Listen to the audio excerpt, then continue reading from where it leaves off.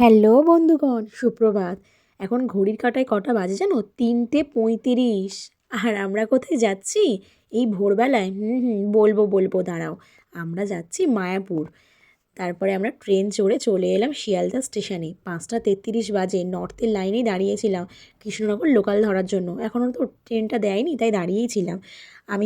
আমি একটা প্রাইভেট স্কুলে জব করি, সেই স্কুলেরই একজন স্টাফ, আমার এক দিদির হাজবেন্ড আর দুই মেয়েকে নিয়ে আমি, মা আর আমার মেয়ে। আমার প্রভু না যেতে পারেনি জানো, কারণ ওর অফিস আছে।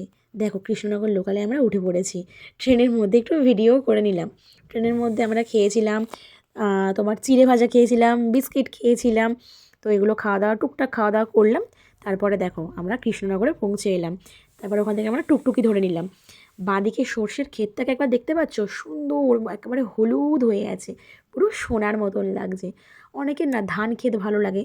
আমার ধান যে ভালো লাগে না এটা নয়, এটা আমি বলতেই পারি না, এটা বাঙালি হয়ে। কিন্তু আমার সর্ষে বাগান ভীষণ ভালো লাগে, মানে ধান গাছের থেকে বেশি ভালো লাগে। দেখো, গল্প করতে করতে আমি মায়াপুর চলে এলাম। দেখতে পাচ্ছ তো সামনে এই মন্দিরটাকে, ইস্কনটাকে একবার দেখো, কি ভালো দেখাচ্ছে দূর থেকে। আমরা না মন্দিরের খুব কাছাকাছি, আমরা এখানে একটা ভবন নিয়েছিলাম। 1.5 মাস আগে রুম বুক করা হয়েছিল আমাদেরকে। আমরা এখানে গীতা ভবনে এসে উঠেছিলাম। ভীষণ সুন্দর গীতা ভবনটা, এত সুন্দর ফুলের মানে বাগান, সে বলার কথা নয়। তারপরে দেখো ভিতরে চলে এলাম, এসে এখানে রিসেপশানে কথা বলা হচ্ছিল আমাদের কোন রুমটা দেওয়া হয়। আর ওই যে লাল টুপি পরে, ওটা হচ্ছে দাদা, দিদির হাজবেন্ড। ভীষণ ভালো মানুষ। উনি যে আমাদের এত হেল্প করেছেন, এতভাবে মানে সাহায্য করেছেন বলার নয়। আমার নিজের দাদা থাকলে হয়তো এত করতো না। যাই হোক, ঘরের ভিতরে চলে এলাম। রুমটা একবার দেখো, জাস্ট সুপার।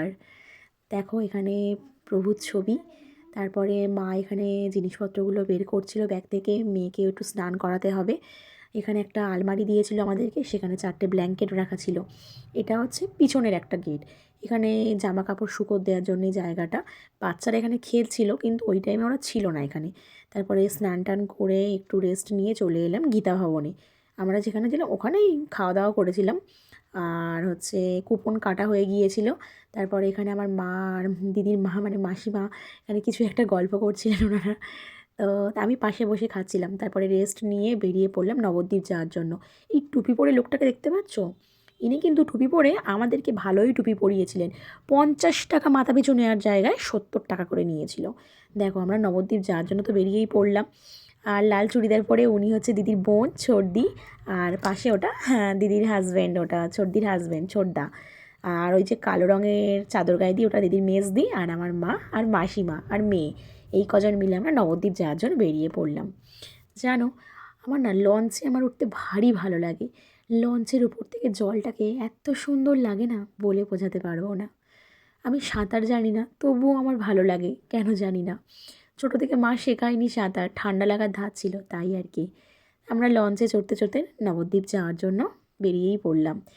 আমার বকবক আজকের মতন এই পর্যন্ত। ভিডিওটা তোমাদের কেমন লাগলো জানিও। ভালো লাগলে চ্যানেলটাকে সাবস্ক্রাইব করো। আর ভিডিওটা কিন্তু লাইক কমেন্ট শেয়ার করতে ভুলো না।